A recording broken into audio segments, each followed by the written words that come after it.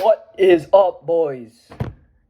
So, when I recorded my first episode of this series, No Fap, I was dumb, bro, because I forgot to tell my story, which was the first of my book.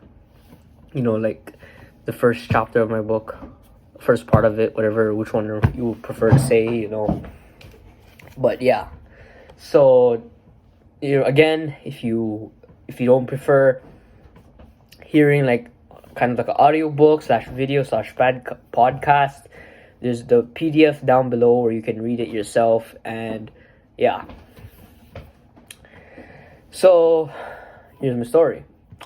Before I was born, there was these two very hardworking people. They worked their ass off just to help feed their families.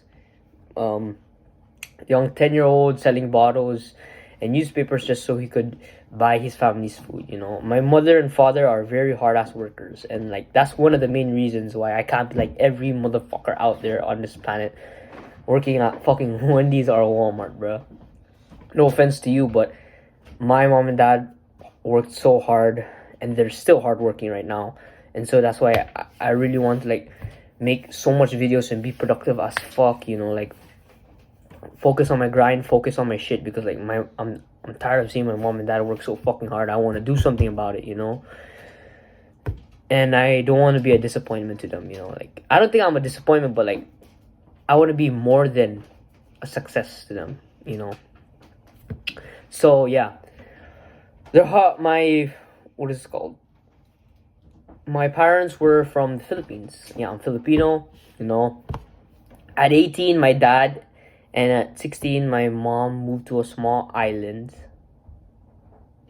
called Saipan in hopes to work and help for their families. I don't really know how old are they? They were around that age, like 18, 19, 19-ish, like young adult-ish. So they moved to a small island called Saipan. Hometown, bro. That's my hometown right there, bro.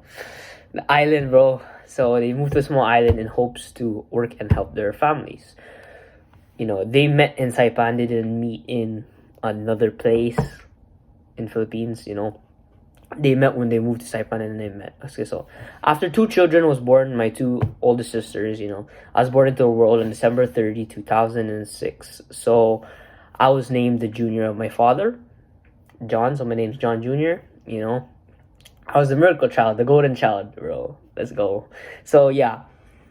I was the golden child because my parents really hoped and prayed for a boy, especially my dad. And my parents worked their ass off and prayed and hoped for me. Just knowing that motivates me personally. I don't want all of my parents' hard work to go to waste. They work so fucking hard, and I'm just gonna end up being a failure. Nah, bruh. I'm gonna give them the time of their life when I blow up. So most of my trauma came from someone who I will not name. Emotional trauma. So like as a kid, I used to be like emotionally abused. As a kid, I was called worthless if I did something wrong.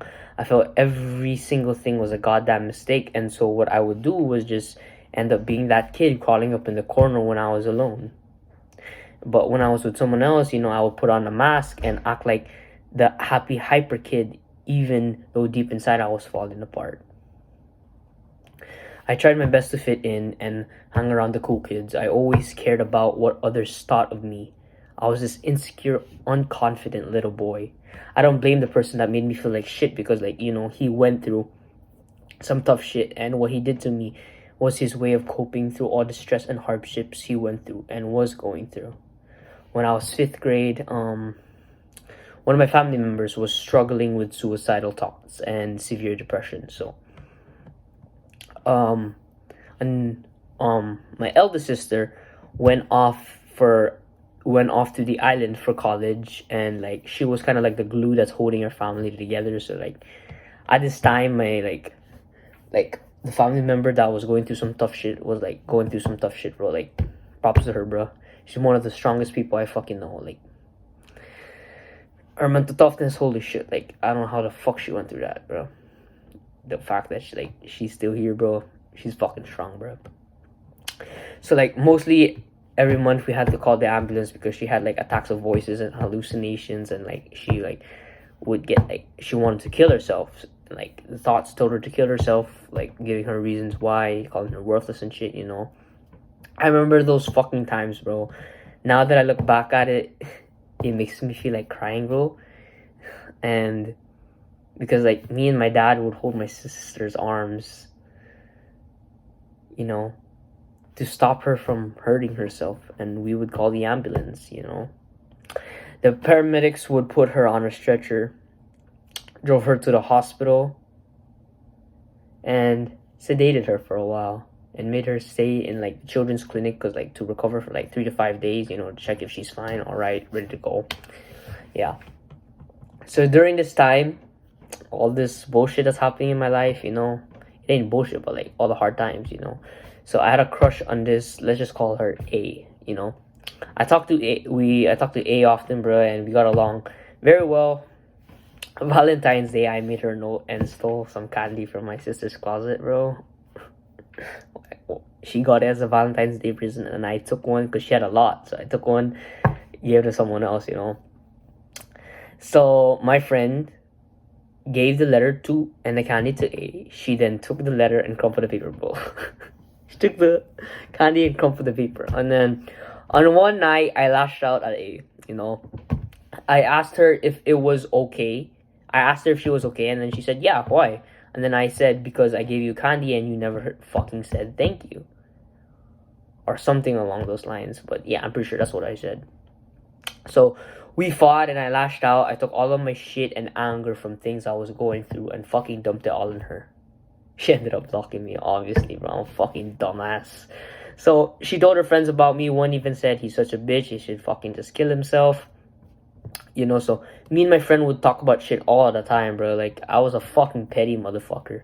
So we usually targeted her on PE, bro. The one time we were playing dodgeball for PE,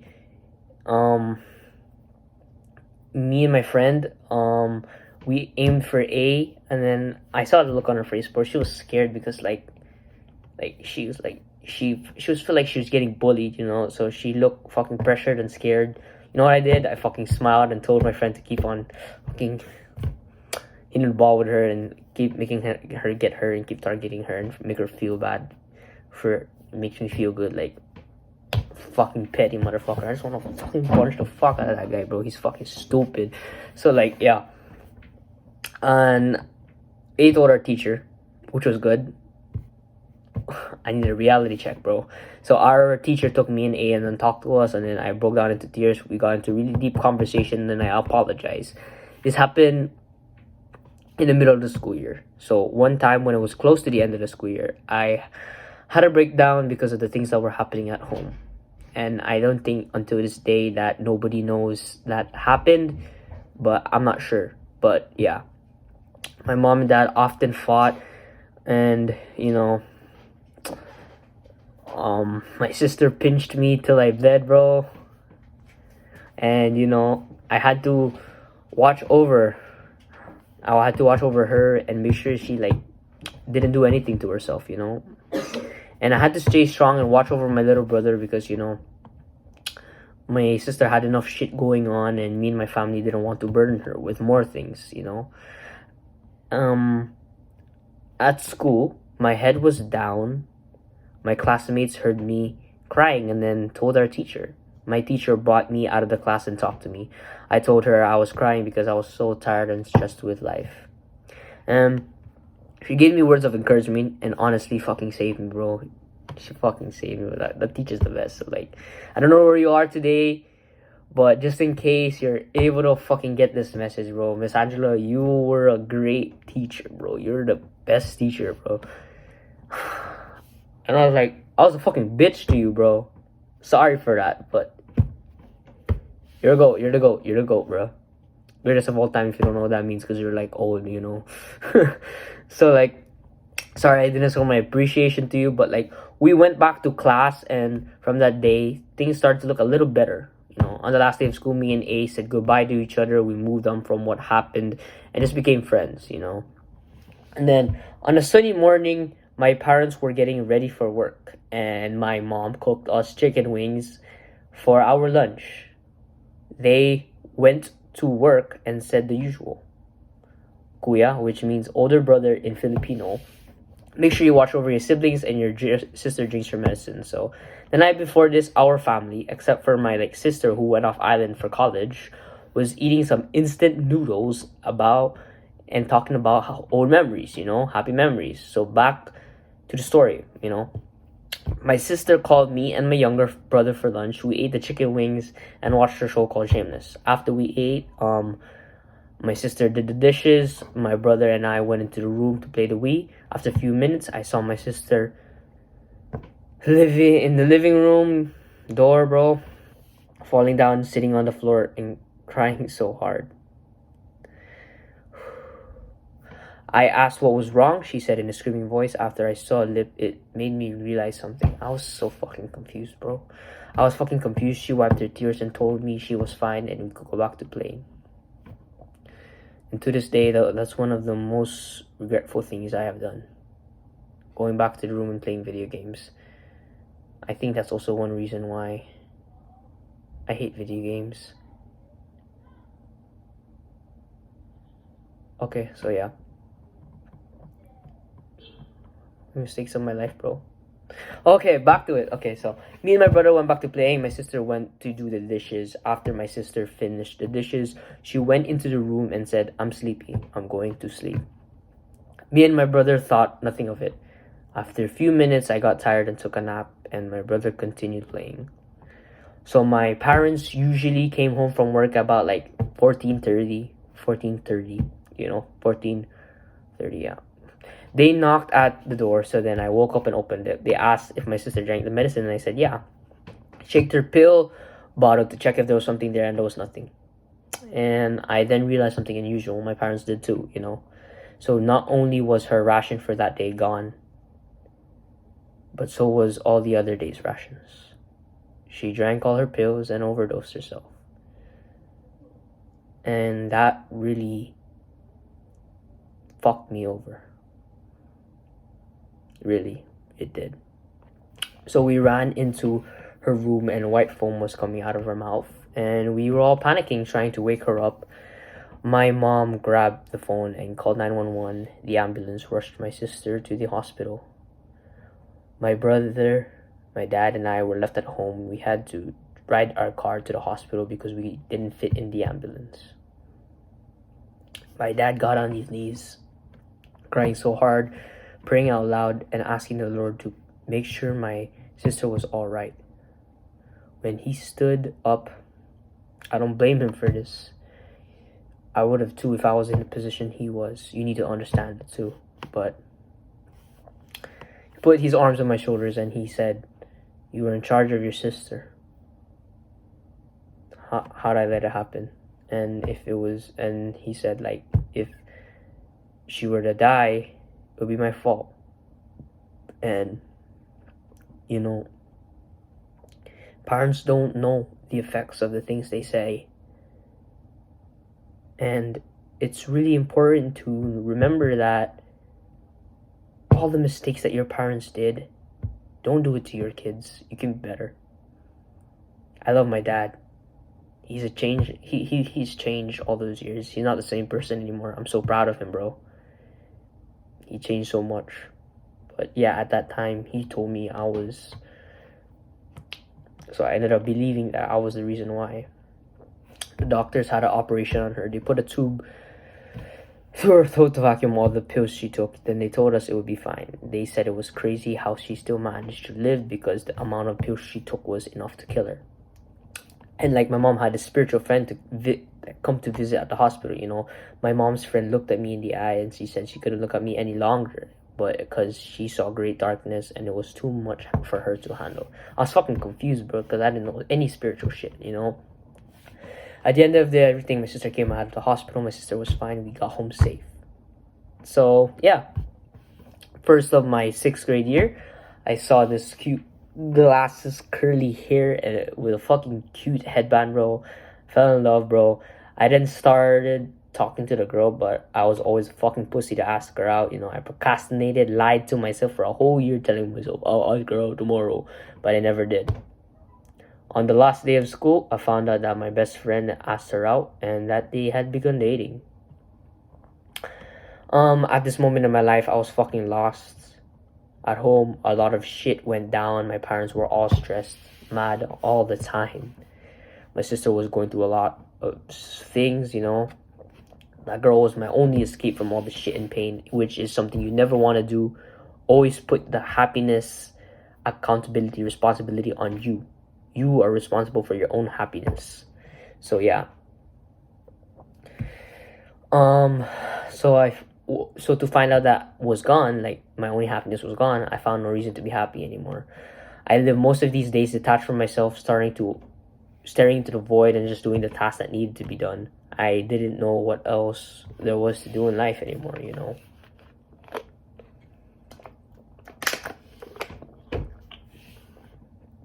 Oh fuck. This happened to me until 8th grade. So I met this girl while scrolling through Facebook. I added her. She accepted it. She was from a really far place. We began talking every day. Asked her if she wanted to be my girlfriend, and she said she wasn't ready. A few days later, I asked her again, and this time she said yes. So I was fucking happy, you know. I was stuck in darkness, and she pulled me out. Our relationship wasn't all happy and perfect, though. You know, I often told her I wanted to end it because it wouldn't work out because she was just too far away. She would send me voice messages of her telling, like her crying, telling me not to leave, and my pussy ass didn't, you know.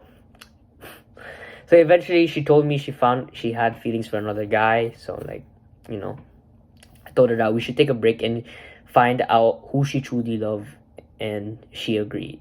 And yeah, she agreed. So we took a break. So my pussy ass still didn't want to let go, so I asked her if we could still be best friends. I'm a fucking idiot trying to hold on and latch onto something that already ended, bro. So she told me everything. She told me that she lost her first kiss to the guy that she was seeing, that she had feelings for, you know. I couldn't fucking handle that shit anymore, so I blocked her, you know. I'm a fucking idiot, bro. I'm sorry, bro. If you're watching this video, I'm sorry for, like, I'm a fucking idiot before, bro. So, you know, I blocked her, started to move on with life, and go back to my deep hole, you know. After the breakup, start of my 9th grade, I had let myself grow, bro. At 5'3", I was fucking obese, bro. I was so self-conscious, and skipped lunch because I was scared to be called a fattest when I was gonna eat. But when I went home, I ate like a fucking pig, bro. And I didn't work out, you know. So like, it's not really a bulk if you don't work out, you know. So like 200 pounds at 5'3", that's fucking huge. So I finally had a friend group. We were a pretty smart friend group, you know. We got good grades. We played video games most of the time. We were like nerds, you know. Oh, we were nerds and we were okay with that. I don't know. So this was where all my bad habits heightened, you know. I fapped and watched porn 3 times a day, played video games all day, stalked and talked to girls online. So my life was going down like the Titanic, but I was fucking blinded. At the close to the end of this school year, I asked out a girl and got rejected. Then asked another one and got rejected again. I don't know what the fuck was wrong with my mind at that time. So like, one weekend I couldn't go to sleep and something sparkled in me. Something in my head asked me, are you not tired of all this shit? Are you not tired of being a fat piece of shit? Are you not tired of being rejected by all the fucking girls? I got up, grabbed my shoes, and fucking started running, bro.